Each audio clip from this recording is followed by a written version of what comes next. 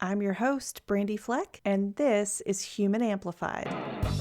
We're on a mission to revamp society by amplifying your humanity. This week on the show, I am Mike Hutchinson. I'm a husband, I'm a son, I'm a preacher. Choosing to place me for adoption was a good decision. My adoptive parents, my relationship with them is good. There was this missing piece. And there's this voice on the other end that says, "Is this Michael?" I was like, "Yeah." "Michael, I think I'm your mom." You have to relish every win, no matter how tiny it is. I really think learning from adoptees about how they form connections with non-biological parents is a great way to learn about human connection in general. The impacts of having it, not having it, and how to form it, even in possibly trying circumstances while navigating trauma and strong negative emotions. That's why we're talking to adoptee Mike Hutchinson today. He's a preacher, husband, son, avid reader, podcast host of The True Presbyterian, and a returning guest to Human Amplified. On the surface of this episode, Hutch takes us through his closed adoption story and what it was like meeting his biological family. Underneath, we really explore the interconnectedness of relationships, the impact of relationships on identity and emotions, and how they influence other relationships and life path choices. Through this, we specifically discuss fear, struggling with rejection, bullying, finding ways to connect when differences are aplenty and in the absence of a biological connection, healing from abandonment, fork in the road moments, and the importance of your support system. Through all this, several interesting points jump out at me. The first one is issues around fear and rejection seem to have rippled out from one defining moment Hutch had when he was 5 years old, which sparked the realization that he was given away by someone. This pivotal moment demonstrates the power of our words in relationships. Secondly, one theme that arises throughout is how masculinity and femininity plays a role in those connections, at least the connections in Hutch's life and his experience of adoption and maintaining relationships. Thirdly, a subtle yet important takeaway from this episode is the importance of timing. Timing is everything. So see if you can catch how timing helped Hutch's success in reuniting with his biological family and how he met his wife. I always enjoy hearing Hutch's personality come through in his storytelling. He laughs a lot while we talk and is generous with immersive details, so I know you'll enjoy it too. Be sure to tune in on this Thursday, as we'll have a special bonus episode that resulted as an extension of exploring the masculine and feminine roles that came up in today's episode. In this bonus, Hutch gets real about his experience of and perspective on masculinity, his feelings on toxic masculinity in the zeitgeist, and society's misunderstanding of certain male behaviors, and how he believes that's impacting men and the role of men. Whether you agree with him or not, this bonus will take you on an intellectual ride as Hutch analyzes being a man and opens up his inner emotional world. I would love to share with you some positive feedback that I just got. This morning, I opened my email to this message.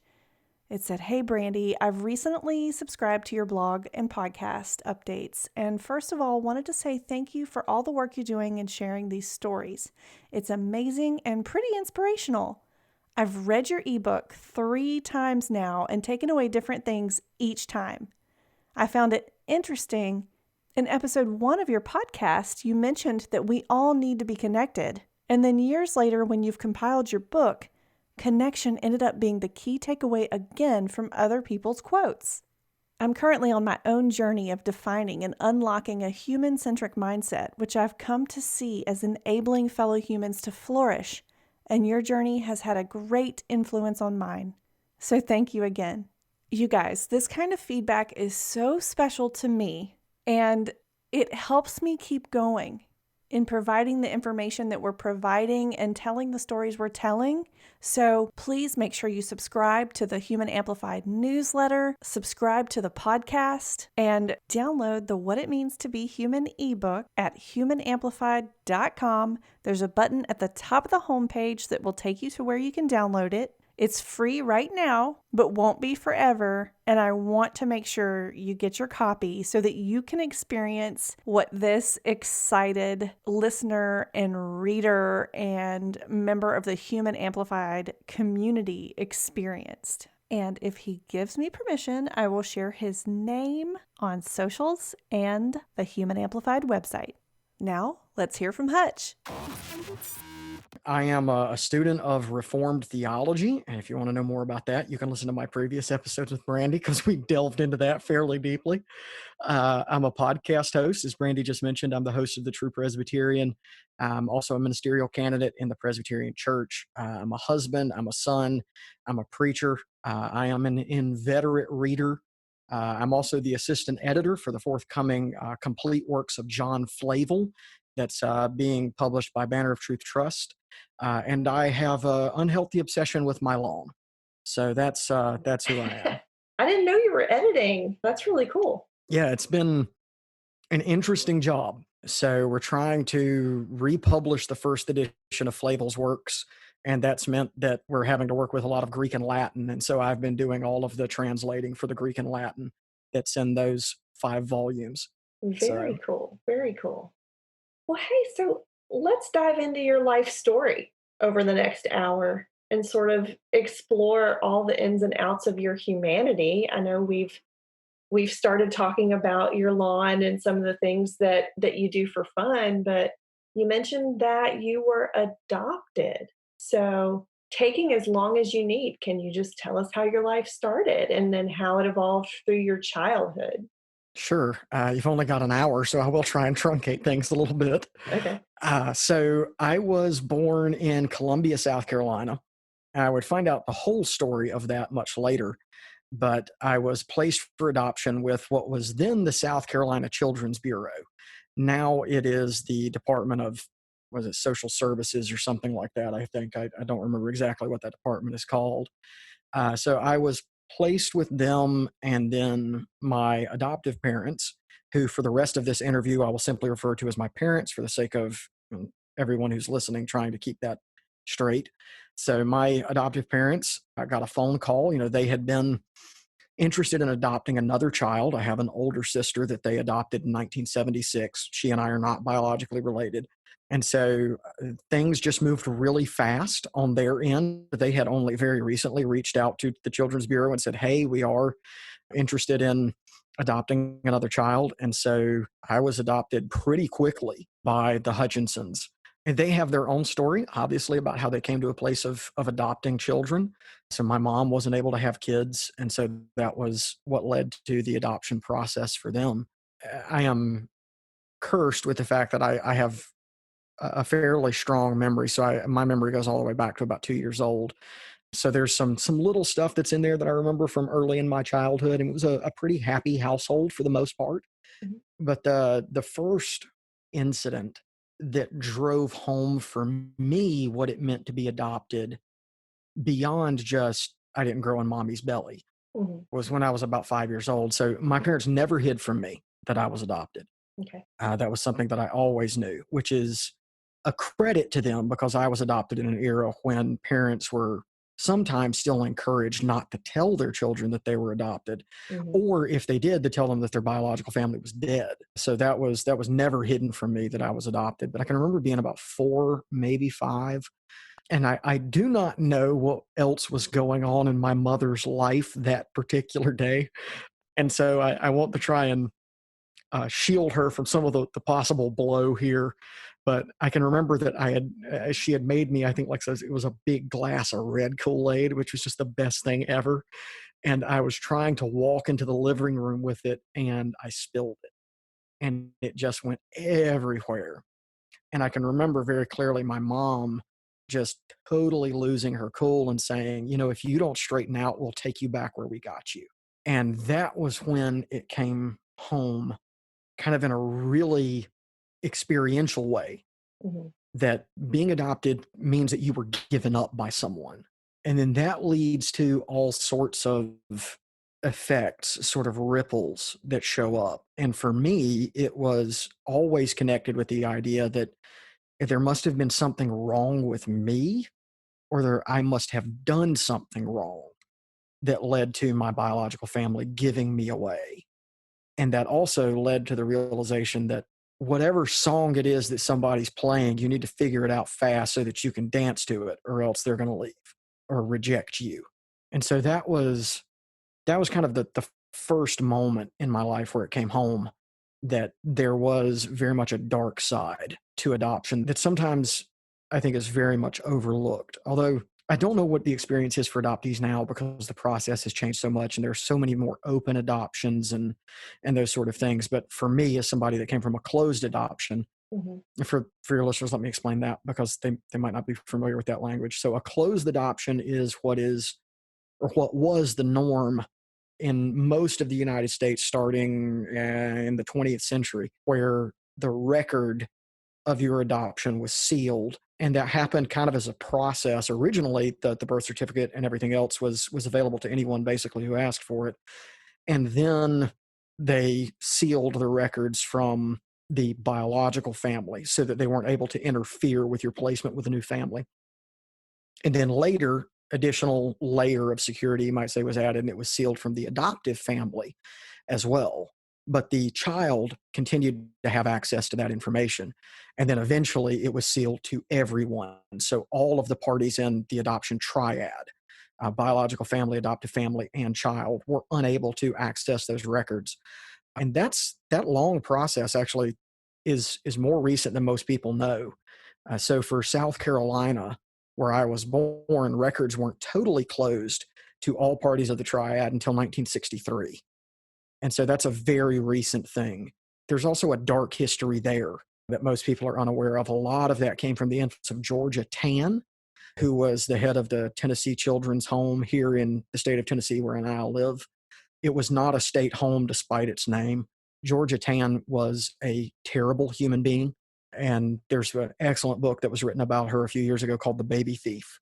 And what she was doing was horrific. She had an entire stable of people that she was bribing in and around Memphis, in that area, where she was paying off doctors, nurses, police, milkmen.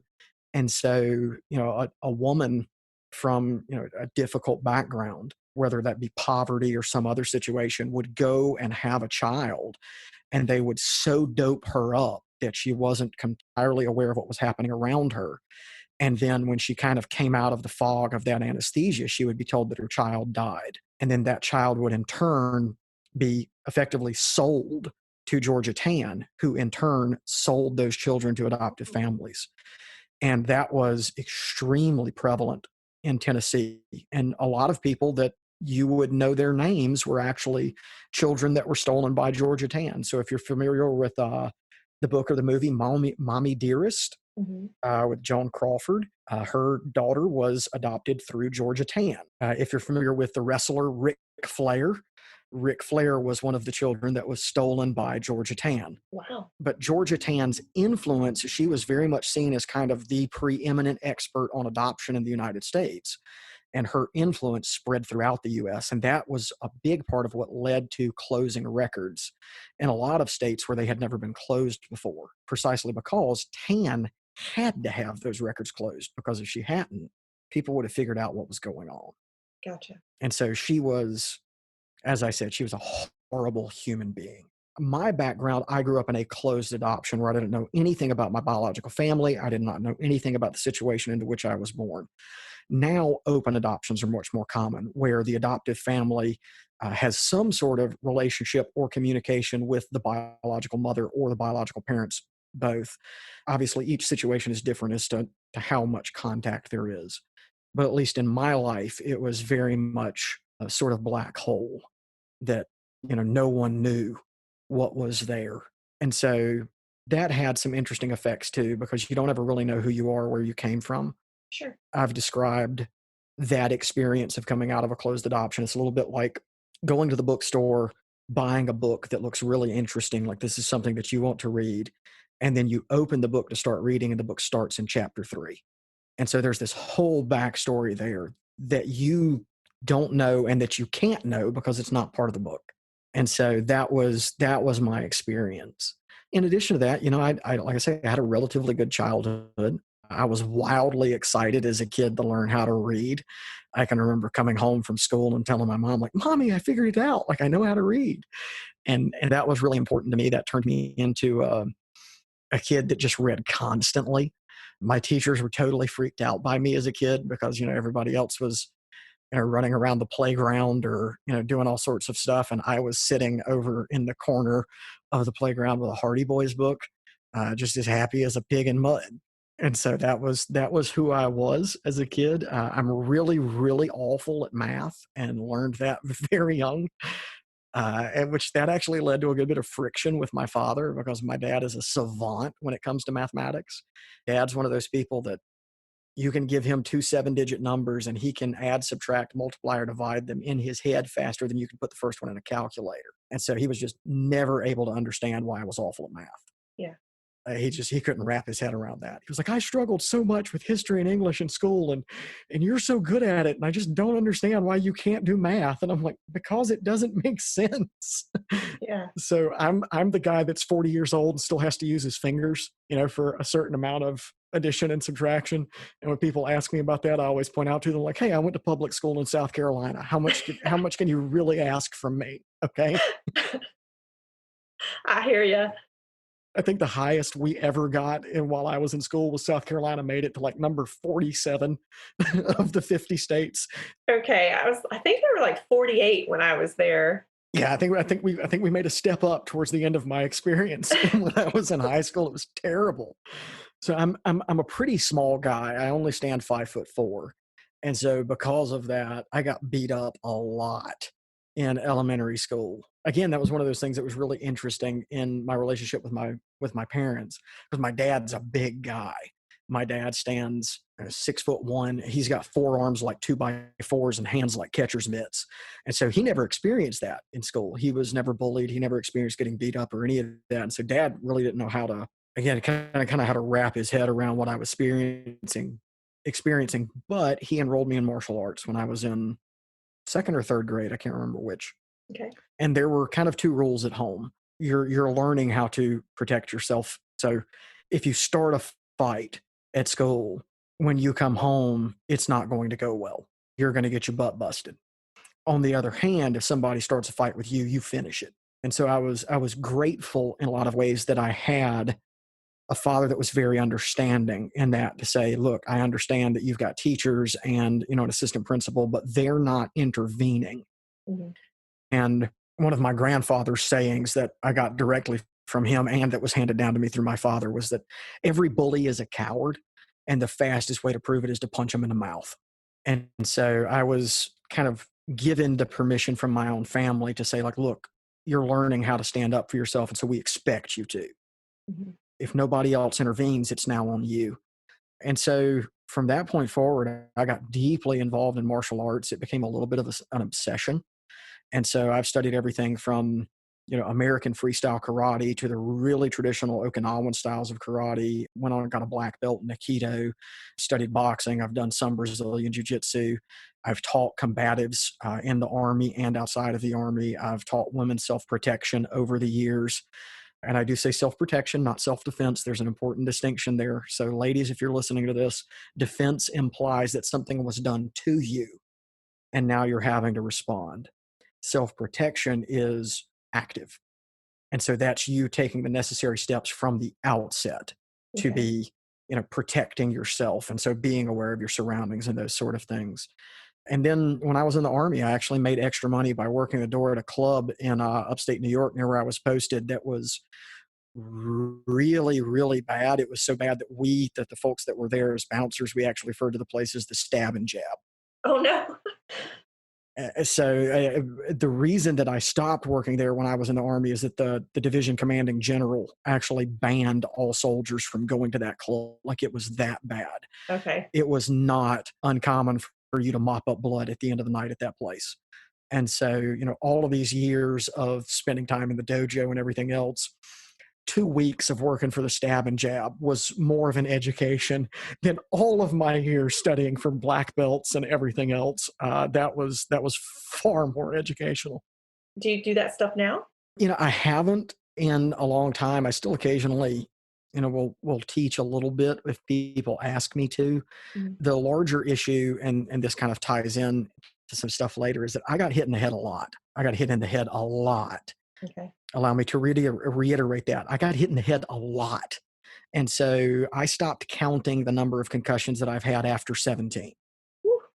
And so I've been hit a whole bunch. And so one of the effects of that downstream is that I started suffering from spontaneous cerebrospinal fluid leaks. Oh, no. And so if I ever get hit in the head again and I get hit hard, best case scenario is not real good. And worst case scenario is it could conceivably kill me. So I have to be really, really careful about protecting my head from blows.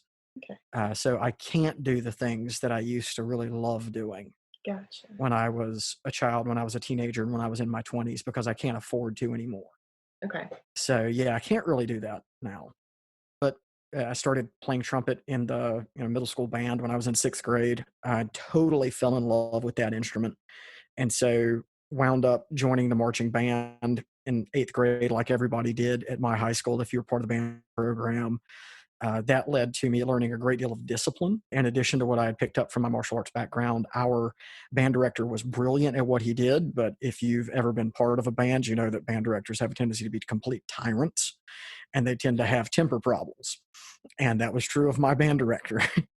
And so, you learned a good bit of discipline from him. But I fell in love with the horn and actually discovered that I was really quite good at it, which was in some ways shocking to me, because there was no musical ability in my family. My dad likes to joke that he has a hard time playing the stereo. And so I got a double dose of musical ability. And so I was first share in a region band competitions for all 5 years that I took part. I was first chair in all state band every other year, won 5 consecutive outstanding performance awards. I fell in love with music when I was, a teenager. And then that led to me learning how to play guitar. Got my first guitar when I was 15. I got it for Christmas, went into my bedroom with it, sat down and started trying to figure out how to play it. And my parents left because they had to go visit somebody, and they came back 6.5 hours later, and I was still sitting in the exact same spot on the end of my bed trying to figure this instrument out. And so I played that night until literally my fingers bled, like I split the nail bed on two of the fingers on my left hand. Oh, wow. That became a very real obsession. So started playing guitar, played in a couple of bands when I was in high school, played in a couple of bands while I was in the Army. The other side of sort of my childhood was being in church every time the doors were opened. So I grew up kind of the more fundamentalist wing of the Southern Baptist Convention. So, if the doors were open, we were there, or I was there anyway. So, Sunday morning, Sunday night, Monday night, young folks meeting, Wednesday night, prayer meeting, Friday night fellowship, Sunday or Saturday night, youth service, and we were there for all of it. So all of those became kind of important points on my compass, kind of began to direct things for me. Okay. So my childhood was really a combination of being constantly wary that I was going to be given away again, that I was going to be rejected again, a whole lot of violence, especially when I was in middle school and high school, and a just consuming love for music that has stayed with me to this day.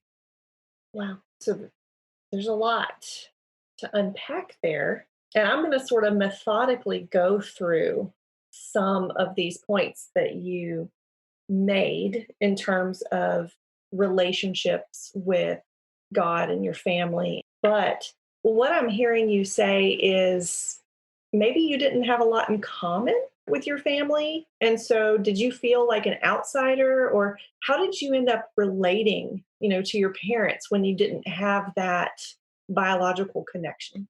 So with my dad in particular, it was through music. Now my dad wasn't able to play an instrument. Now dad's never been able to play an instrument. But the best memories that I have of my dad are all related to music. So we would take trips to visit his family in Hamlet, North Carolina, or to visit my mom's parents down in Waycross, Georgia. And dad had a constant stream of cassette tapes that were going into the radio the whole time we were traveling. And so, all of my best memories of my dad are us listening to the Charlie Daniels band. Ain't No Ramblers Anymore was one of our favorites, or listening to Leonard Skinner, or listening to Johnny Cash, or basically listening to anything that you can think of. And so my taste in music was very much formed by my father and my parents. So you kind of get the context. My mom and dad got married when they were in high school. Like they were going into their senior year when they got married. Okay. And so when they started high school, there was this crazy new thing that came out on the radio called rock and roll. And so my parents were teenagers when the rock explosion happened. So sitting to my next to my desk right now, I've got a box that's almost 3 feet tall. That's all of my parents' 45 RPM singles from when they were kids. And so I've got first editions in Oh, there of wow. Chuck Berry and Johnny Cash and Jerry Lee Lewis and, Fats Domino and Elvis Presley. I've got some Elvis Presley albums in there that will never see the light of day because I don't want to ever play them because I know what they're worth. Yeah. And so, my dad was always into music, but didn't have any musical ability. If you went into my parents' 33 and a third library, you could always spot like the albums from my mom, because it was like Leonard Skinner, Johnny Cash, Waylon Jennings, Willie Nelson, ABBA, right? Like it's just really stuck out and didn't belong. So my mother's taste in music did not influence me at all. Okay. But for my mom, there's always a connection with mom, whether it's adoptive mom, biological mom, that connection is there from the very outset. And so my mom and I have always been really close. And so my mom is a big reader. My dad is not. My dad very much struggles to read. Mhm. Even in his writing, he struggles to write. His writing looks very much like and this is not to be an insult, this is actually a technical term. His writing is what you would call infantile printing. And so he's not able to write real well. He's not able to read real well. But my mom is a very avid reader, as was my grandmother. And so through them, I got this love of reading.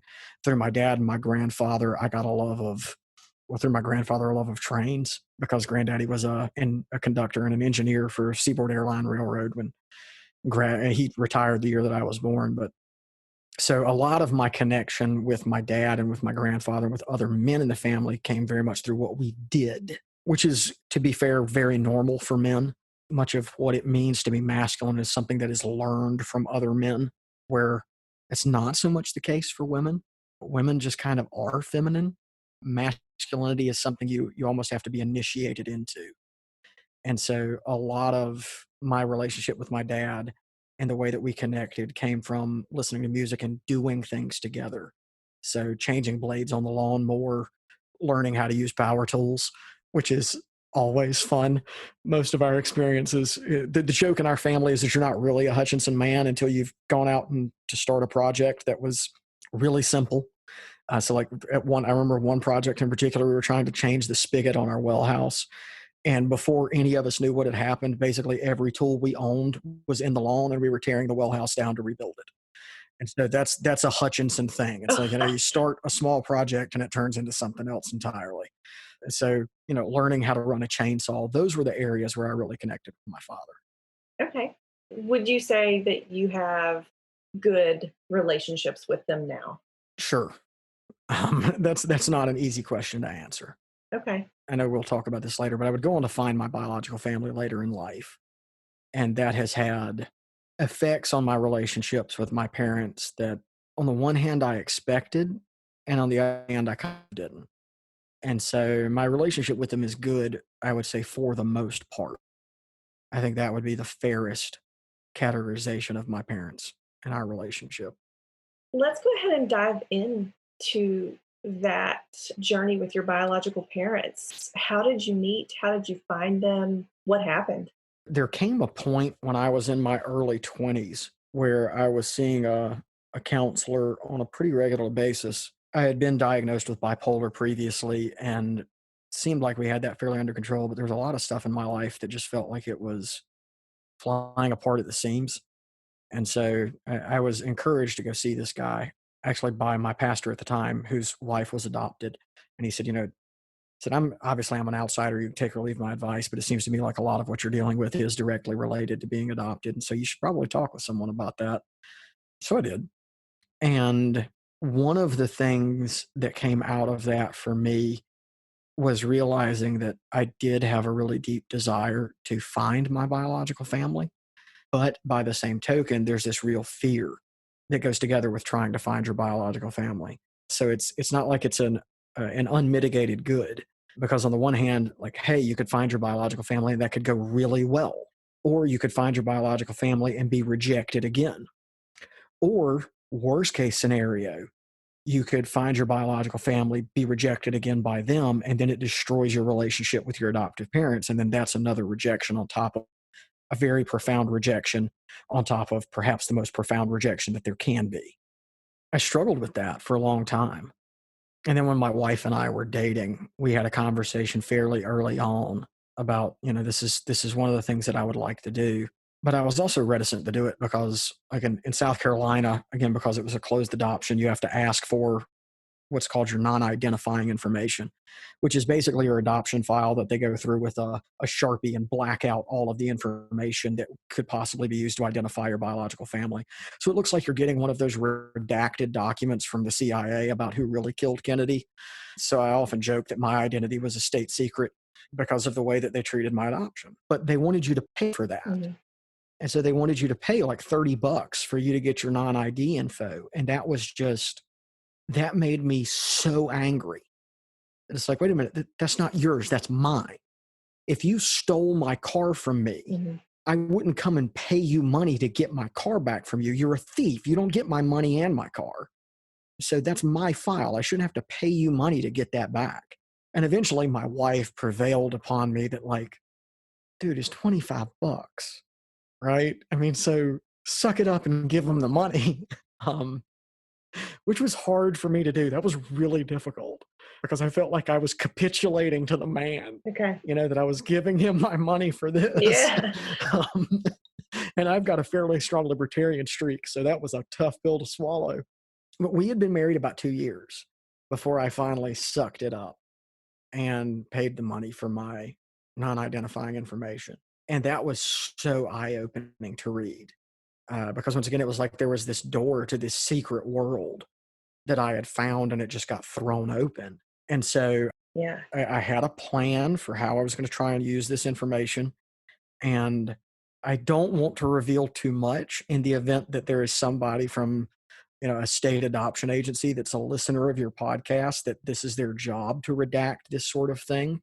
But I will simply say that there was something that they missed, and that was enough to start putting puzzle pieces together. Okay. And go, oh, okay. So I get it. There's a little information here, there's a little information there, and there's a little information there.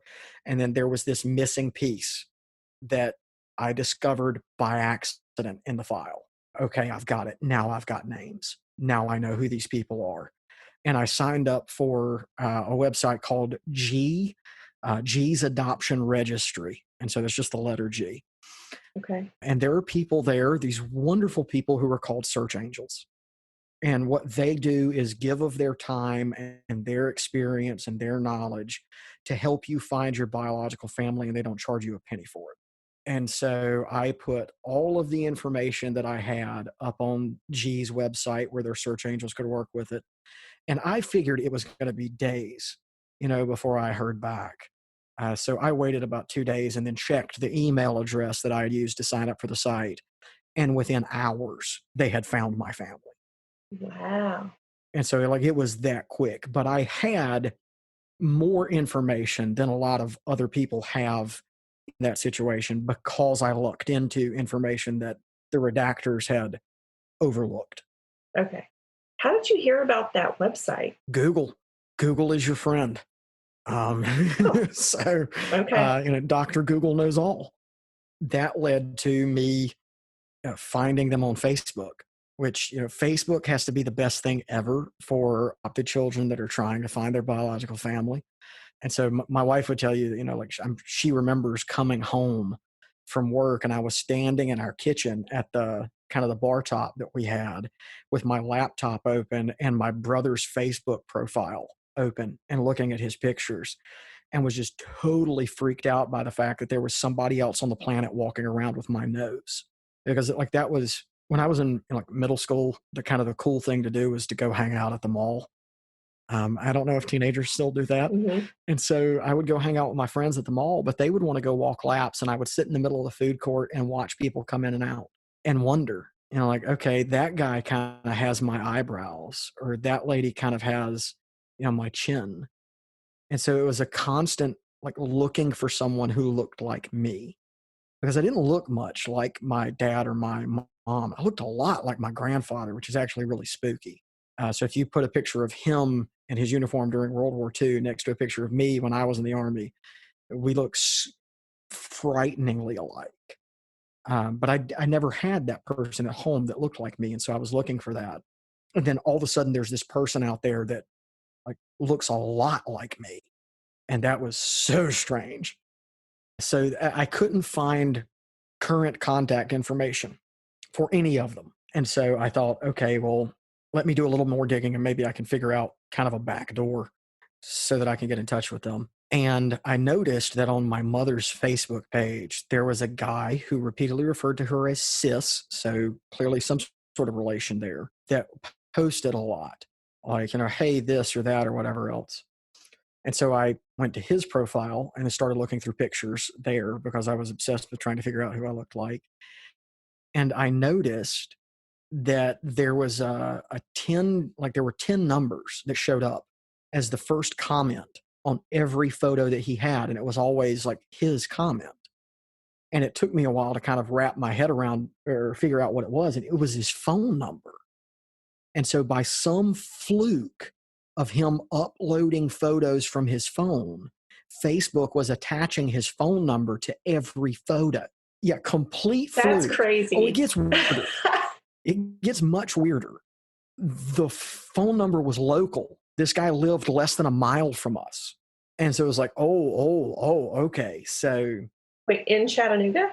no, in Greenville, South Carolina. He lived less than a mile away. Greenville. We Okay. were still living in Greenville then. Okay. So it was like, oh no. Because then that's a whole other can of worms. And so now I've really got to figure this Yeah. out, because so one of the things that I very much struggled with when I was considering contacting my biological family was this sense of, what right do I have to walk back into this person's life and potentially destroy it? Because there are a lot of women that have given children away for adoption and that have never told anyone, and have gone on to have a very normal life. And That's so true. they have a husband, they have other kids, but there's this secret that they've kept very close and no Mhm. one knows. And so, like, I want to get a hold of this woman, but I don't know if this man knows that she gave a child up for adoption or not. And so now, how am I going to do that without exploding her relationship with who I Yeah. thought was her brother? And so I decided to kind of smudge the truth a little bit and just say, like, hey, I'm looking into my family history. True. I discovered that my dad might have Mhm. worked at this company in Colombia. I think your sister's husband worked there, like, all of which is true, and think that he might have known my dad Mhm. because he was my dad. Didn't tell him that part. Um, and so I would really appreciate it if you'd get me in touch with your sister, Julie, so that I can just kind of talk with her and maybe she can help me work some stuff out with family history. And so he said, yeah, I'd be happy to pass your phone number along and they can call you. And I was on pins and needles at that point for the rest of that night. Like, I did not sleep a wink. I had to go in and take classes the next day at seminary. I'm trying to listen to a lecture on biblical Hebrew while constantly just, like, phone, phone, phone. They haven't called yet. They haven't called yet. And just panicking. And I asked my wife, Yeah. like, how long do I wait for this guy to get back with me? And she was like, you need to give him at least a couple of days. I'm like, I can't do that. Like, that's just not possible. I'm going to lose my mind. But Yeah. I sucked it up for 24 whole hours and then called him again, and he answered the phone, and I was like, hey, just wondered if you were able to get in touch with Julie. And he was like, you know what? I haven't. I was planning on calling her tomorrow, so I'll go ahead and do that. So the next day, I drive to classes that afternoon at GPTS, where I was in seminary at the time, and didn't hear from him. And so I was like, great. I guess they're just not going to call me back. Maybe I was too oblique in what I was really looking for, but decided that evening to call this gentleman back and just give it one last shot. And so I called him on the phone and just said, "Hey, look, I just wondered if you were able to get in touch with Julie." And he was like, "Yeah, actually, I was. And she and her husband are really freaked out that you found them on the internet and that you were able to find me. And I don't want you to ever call me again because you're basically a psycho stalker." And I was just like, "Oh, uh-oh." Oh, And so now I'm between a literal rock and hard place yeah. because I want to find these people, but I'm trying to protect her. And so now I've got to decide what's more important. Is finding her more important or is protecting her more important? And I just made a snap decision and went, you know what? His name was Ozzy. I was like, you know what, Ozzy, let me tell you why I'm really calling. And just laid out everything that I knew about my biological mom and my biological dad from the non-ID info. That's my biological mom and dad, and they gave me up for adoption in 1980. Does that sound like your sister?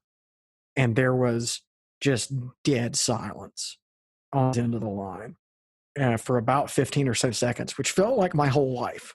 Like I felt like I was going to grow a beard, and like my Yeah. hair would hit my shoulders. Like it felt like it was an eternity. Oh, And then he said, yeah. "I'll call you right back," and hung up the phone. And so then I was just in. I was like, "Oh God, what did I do?" Because his reaction was he clearly Yeah. did not know. So I was like, "What did I just do? Yeah. Have I destroyed her relationship with this person?" And I think it was 15 or so minutes later, my phone rang and I answered it. And there's this voice on the other end that says, "Is this Michael?" I was like, "Yeah." "Michael, I think I'm your mom." And it was my biological mother. And so we worked through what I knew, and it was clear that she was the right person. Everything matched. And so we talked that night for about an hour. And then my younger sister, called me, and we talked for about 35 minutes. And then my older brother called me, and we wound up talking for about 3.5 hours. And then it became just a parade of phone calls from cousins and everything else. Oh my gosh. And so would learn that my parents, my biological parents, had been in kind of an on again, off again relationship. They were not in a real good place in 1980. They had my older brother together. They were broken up. My mom got pregnant with me. They kind of got back together briefly while they were trying to figure out what they were going to do about her being pregnant. It gave me up for adoption, broke up again briefly, and then got back together, got married, had my younger sister 2 years later. And so, in a lot of ways, it was my adoption that triggered their marriage and that relationship becoming much more stable. Wow. It was kind of amazing to learn. And that was also really hard to learn Yeah. because it was like, okay, I've got an older brother that you kept, and I've got a younger sister that you kept. Mhm.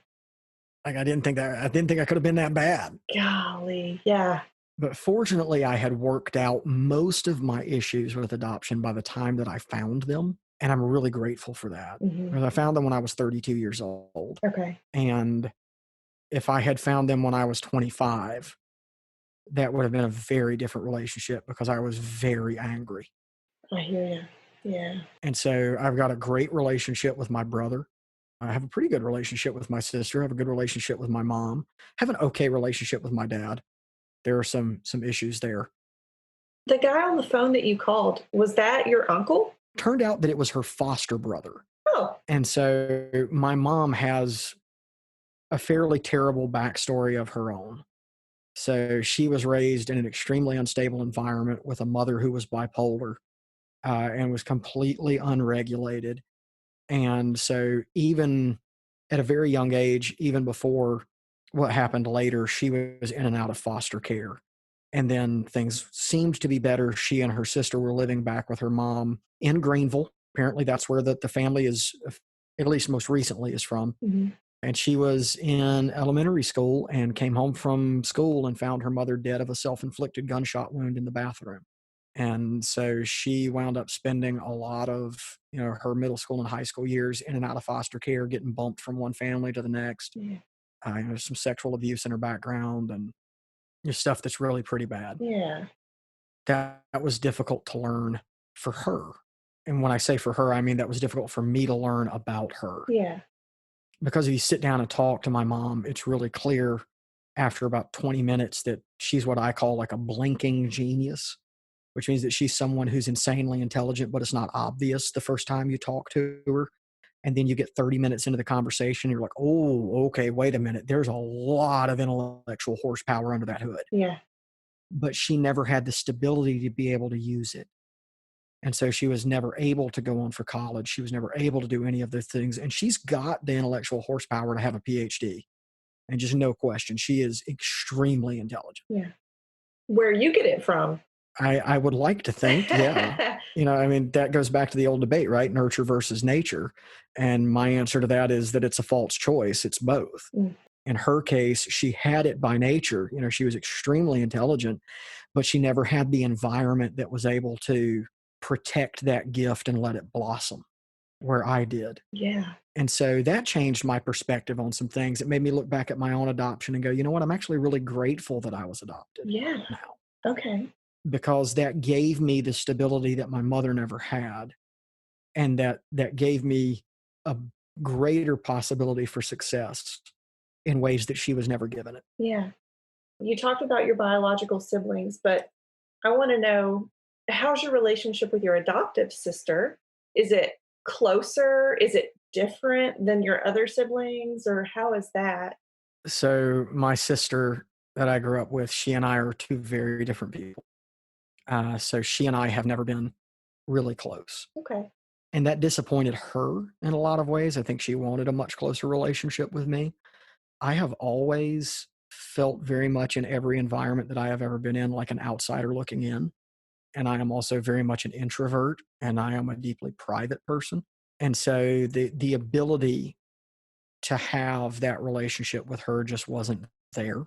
She was also a bit of a wild child when she was in high school, where I was not, but I paid for all of her mistakes between the ages of 13 and 17. So that led to a very difficult relationship between she and I. So because she was out, she wasn't where she told my parents she was going to be, or she was doing something she shouldn't have been doing. The result was that my parents locked me down because they didn't want me doing that when I was the same age she was when she was doing it. Okay. I can remember helping her sneak back into the house through a window and that sort of thing. And then later, things were a little better after I got out of the Army, but not a lot. But then when I found my biological family, that really fractured the relationship with my sister, because she felt like it was extremely disrespectful for me to find them while my parents were still alive, Oh, and that was an insult to them. I wonder if that's a little, and I don't know your family obviously, but I wonder if she wishes she could find her family and that sort of hurt her too. I know Angie's feelings on that well enough to be able to say that if she finds her family, that'd be nice. And if she doesn't, it would be okay too. But she feels very strongly about not finding them while mom and dad are still alive. Okay. I can't speak to how adoption affected her, because that's something that we've never really talked about, because that's something that I've never felt comfortable talking to her about. And maybe that's my fault. I don't know. Maybe if she had reached out a little more, asked those questions, that would be different too. So I think that if you're looking for blame, we could probably spread it all the way around. That really affected my relationship with my sister. Okay. So we know that you finding your biological parents affected your relationship with the sister you grew up with. Mhm. What happened with your parents who you grew up with once you found that biological connection? So when I started looking for them, when I started looking for the biological family, I had a conversation with both of my parents, and I sat down with them, like made it a point that like this is the conversation that we're going to have when we were home to visit them, and my wife and I had gone to visit. I just made it really clear to them, like, look, I want you to know that I am looking for my biological family, and I want you to understand really clearly that this isn't because of any failure on your part as parents. This is because of success on your part as parents. I grew up seeing these horrible stories on TV, like on the news about, you know, woman adopted 5 kids and put them in a dog crate and, beat with an electrical cord, like, and that kind of thing was on TV a good bit, or at least it seemed like it was to me Yeah. because, I was sensitive to that as an adoptee. Mhm. I always, every time I saw that, my heart always broke for my biological mother, because I'm like, if she lives in South Carolina, she's seeing this too. And every time this comes on, if she's not a complete psychopathic serial killer, she's got to see this and wonder, was my son one of those kids? Yeah. So I feel like I have to find this woman, if only to be able to tell her things turned out pretty okay for me. Like, there are a lot of things that I would change in my childhood, but overall, compared to some of the folks that I grew up with and some of the folks that I know, my childhood turned out pretty well. Choosing to place me for adoption was a good decision. And at 31 and 32 years old, I'm able to see that in a way that I wasn't at 25. Mm-hmm. And that was because I had read the non-identifying information at that point, so I knew much more of her story, and was able to say, oh, you know what? Yeah, I see why you made this choice. It's more comprehensible to me now. Yeah. We had that conversation, and my dad was very supportive. It was a little harder for my mom, because obviously, like, no matter how much I say that this isn't about, like, your failure as a parent, as mom, you kind of have to feel like it is to an extent. And as time has gone by in the preceding 8 years, it has become more and more clear that finding my biological family has been very difficult for them. And so I have learned kind of not to bring that up when I'm home to visit them. The last time that we went home to visit, just a couple of months ago, I hadn't been able to visit my biological family in almost 5 years. Okay. And so, like, we talked on the phone, but I hadn't been able to see them in person. And they still live in South Carolina. Call this a footnote. Crazy result of discovering my biological family was that I grew up less than an hour from them my whole life. They lived about 50 minutes away. So you could have like crossed paths, like just I over did. the years. Oh, I did. whew. So I was the scorekeeper for the basketball team at my high school. My brother played basketball at the high school that he went to, and we played them twice a year.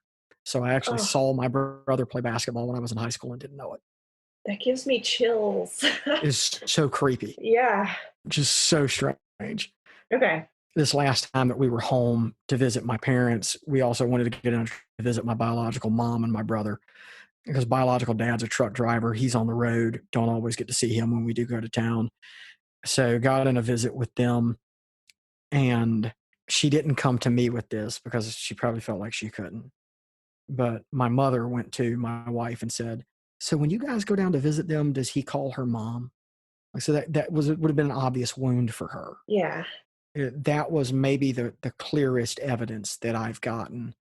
Like, yeah, this has been more difficult for them than I realized, because they were so supportive with me finding them, Hmm. but it was obviously not easy for them. Yeah. Do you call your biological mom mom? Maybe. Okay.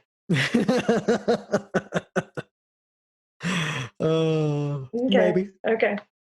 So I call her mom sometimes. I call her Julie sometimes. It's hard to know how to talk to this person Yeah. in some ways, Yeah. because, like, she is my biological mother, but she's not my mom in the way that my mom is. Right. Yeah. But at the same time, it's almost disrespectful to call her by her first name, because it seems almost like a denial of her place in my life. Yeah. And so that's a constant kind of tightrope that I have to walk when I interact with her, and it's not always very easy. Yeah. Finding them was a very good thing for me. It was obviously a very good thing for her. And so in that regard, I am really glad that I did that. Yeah. And so I guess it's safe to say that your biological family, they just sort of welcomed you with open arms. Very much so. It could not have gone any better than it did. Okay.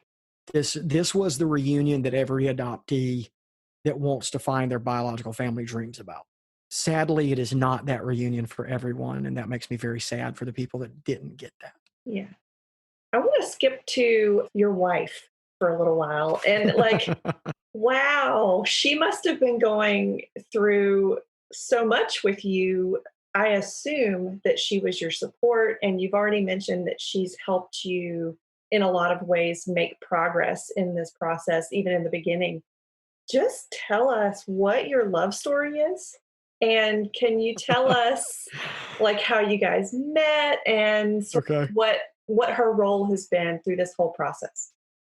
I will start by saying that when she and I got married she and I got married in 2010. It is 10 years later now, 10 years and 3 months. And there is nothing that I have accomplished in those 10 years and 3 months that would have been possible had it not been for her. And sometimes I feel like maybe I don't say that often enough, or maybe I don't say that clearly enough in my relationship with her. But every success that I have had in the last 10 years has been in large part due to her. So we met about 2 years before we got married. I was, as I mentioned in our previous interview, I was on staff at a Lutheran church in Pineville, North Carolina, where I also worked in the coffee shop some there because the church met in a coffee shop. That particular night that we met, I was not supposed to be there. I had no intention whatsoever of going to the coffee shop that night. I had met her older sister at the coffee shop. We had become friends. Her older sister is a very sweet lady. And so, already kind of had a sort of connection, but this is someone I had never met and didn't really know anything about. Mhm. But I got a phone call at the last minute after I'd gotten off work at the restaurant that was, hey, we've got a band playing tonight. And the person that was supposed to run the sound system has flaked on us. Will you come run things? So I was like, okay, yeah, fine. And we had just gotten our soundboard back from being repaired, which is important in just a moment. And so I get all of the cables and everything else run into this soundboard, turn it on, and it doesn't work. And all we're getting is this constant, this awful click coming through the speakers. And I was like, okay, well, that isn't working. So yank all the cords out of this thing. I have to go into the attic of a 100-year-old building and find our spare soundboard that was made in like 1922. If you touch this thing with, like a bead of sweat on your head, it will electrocute you and you'll die. Okay. And so, like, I've got to try and set this thing up. And so I'm jacking cables into this thing. So I'm pouring sweat. I don't want to be there. Earlier that day, I had a Rottweiler mix named Susie Q that had been with me through a pretty horrific experience. Got up that morning to leave to go to work, and she was obviously not feeling well. So talked to my dad, said, hey, will you take her to the vet for me? He took her to the vet. I got off work, was calling him on the way home just to see, like, hey, what did they say? What's going on with her? And found out that they had to put her down. Mm. And so then I get a phone call that I've got to go run this sound system for this band. I already don't intend to be there. And then you land on this on me, and now I'm there anyway, and I'm fighting with this sound system. And I am not happy. Yeah. Like, this is not the night to meet your future husband. Um, and so on the way there, I had grabbed a 6-pack of beer and like 3 packs of smoke because I was planning on drinking beer and chain smoking that night. Like that was my plan for the evening. Uh-huh. So finally got everything set up. I got the sound check done and had walked outside kind of around the back part of the building that we were in. And there was a second building behind us. We also rented the second floor we called it the loft. And so I'm walking up the stairs to go into the loft to drink my beer and smoke my cigarette and be left alone. That's all I want. And here come these 2 girls walking around the back of the building. And one of them says to the other one, it was Trisha talking to her sister, my wife talking to her sister, says, do we follow him? And I just snapped. Like I completely was just totally rude. I was like, no, you don't follow me up here. You leave me alone. Right? Like I was not happy. So that was how we met. So 2 beers and about 10 smokes in, I was feeling a little better. So I went back downstairs and went to the coffee shop, and she and her sister and a bunch of folks that I was already friends with were sitting inside. So I sat down with them and we wound up talking, and we hit it off because here's this girl, and she's obviously just wicked smart, right? Just sharp as a razor blade and completely fearless, got backbone for days, right? She's not taking any of my crap, right? And she can sling it back as fast as I can dish it. So, which I'm impressed by. And then I found out that her family was Dutch. I was newly reformed, one might say. So I was new to the reformed sort of theology and reformed faith. And the Netherlands are heavily reformed. Okay. And so because this is how stupid I was. I just assumed that, if your family was Dutch and you were raised in church, obviously you were raised in a Dutch Reformed church. And so you would know the Heidelberg Catechism. And I was actually learning the Heidelberg Catechism at the time. So a catechism is a series of questions and answers that you memorize the answers to that are meant to sort of ground you in the basics of your faith. And so I had just looked at her and was like, you don't perchance like know the answer to Heidelberg Catechism question 1, do you? Heidelberg Catechism question answer 1. The question is, what is your only comfort in life and in death? And so my wife turns and looks at her sister, looks back at me, and in stereo, she and her sister start. My only comfort in life and in death is that I am not my own, but that I have been bought body and soul by my precious Savior, Jesus Christ. And then they go through the whole answer. And I was just like, done. Got to get her off the market right now. Right? Like, I've got to lock this down tonight. That's awesome.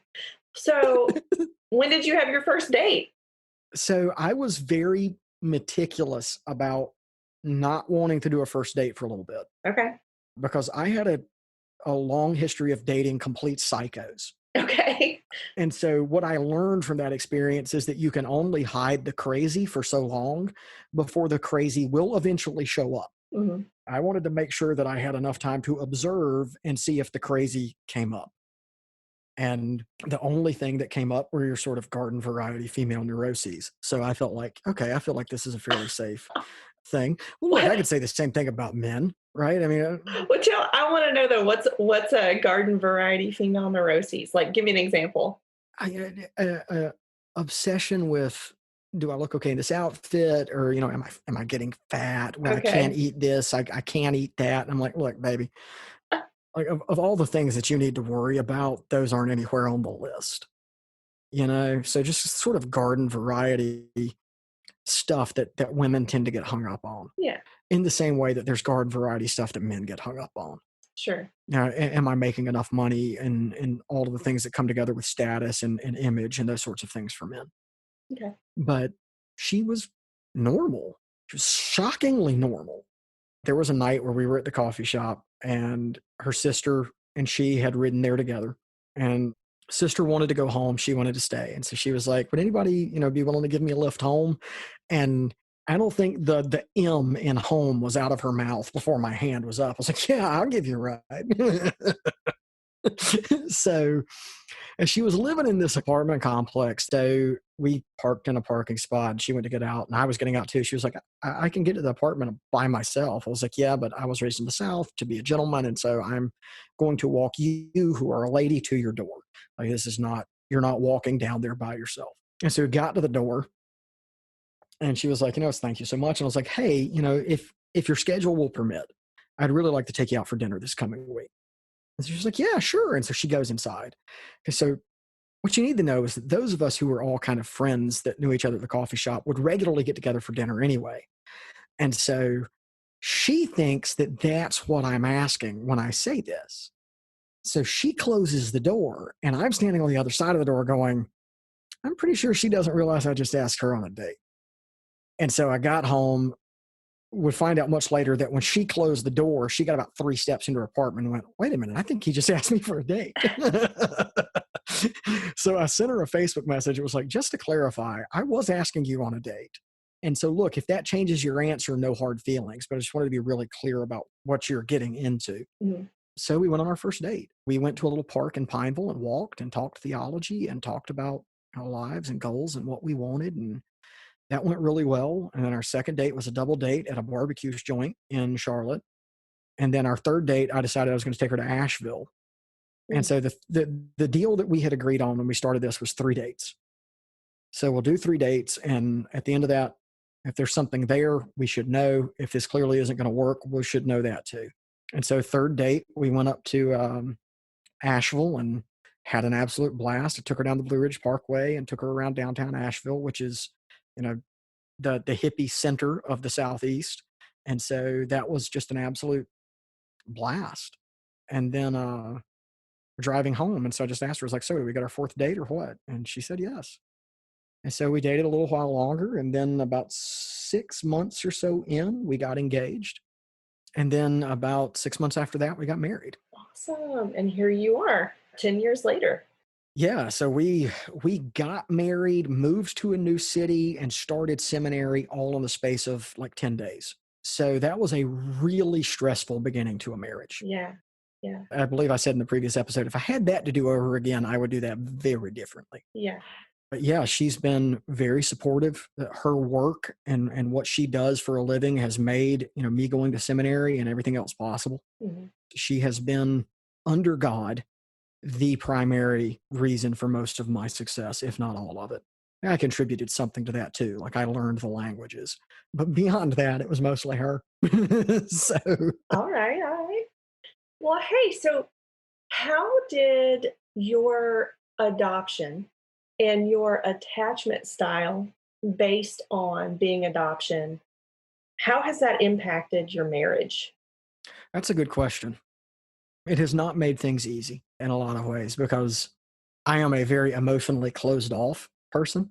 I was closer to my grandfather than I was to anybody in my family. And when my grandfather died, if you had nothing to go on but what you saw, you would think that it hadn't affected me at all. Just because I'm not an emotionally demonstrative person to start with, and beyond that, I'm also, as I said, really private. And so that's been a source of friction in some ways because she doesn't see a lot of my emotion. Mhm. And even in our marriage, I'm always kind of watching for the rejection to come, and so it's always kind of there in the back of my head that, so when's the shoe going to drop, right? When's the hammer going to come down? When is she going to walk away, because she realizes that I'm just not worth the effort or the time, or whatever it may be, that there's some fatal flaw. And so that's been difficult. And of course, like every relationship and every marriage, sometimes it's more difficult than others. Mhm. So that has been a hurdle, I'll say. Okay. What meaning has been brought to your life through the circumstances that you've lived through? And do you think that meaning would be there without the specific struggles and triumphs you've had?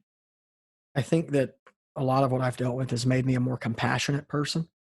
It's made me a more compassionate person when talking with women who are pregnant and who have no idea what to do next. And to say, look, adoption is a good decision. Right. Like and believe me, I understand how hard that decision is because I'm the result of that decision. I've talked to my mother. I know how hard that was for her. And look, there is no judgment here. Right. I am never going to come to you and say, what a terrible person you were for giving away your baby. God knows that is not the case. You made the best decision you could. Right. So no judgment from me on that at all, and nothing but compassion. I think it's made me more sensitive to bullies and abuse. One thing that I absolutely will not put up with is a bully. And one thing that I cannot stand is an abuser, especially in the church and especially behind a pulpit. And God knows we've got plenty of them. They're all over the place. And I hope that I'm growing in kindness and compassion there too. But if I had my way, we'd take them all out in the swamp, tie them to a stump, and leave them. And that's what we do with them. I can't bear it. I Mhm. can't stand to see women abused. I can't stand to see children abused. I can't stand to see animals abused. And before someone says, "Oh, there's the proof he's a misogynist," no, I'm not comparing women to children or to animals. I'm just saying generally, I can't stand to see somebody in a helpless situation being mistreated. I can't take it. I wouldn't be the person that I am without those experiences. And I would like to think that I have gotten more good out of it than I've gotten bad. But I guess we've got to wait and see the rest of the trajectory of my life before we can say that for sure. Sure. And the triumphs have been few but meaningful. And so one of the things that I've taken from that is that, and in talking with other people that have been through their own lives, and listening to some of the people that have come on your podcast, because I am a subscriber and I do download your episodes and listen to them, Oh, thanks. is that misery is the norm. Difficulty is the norm.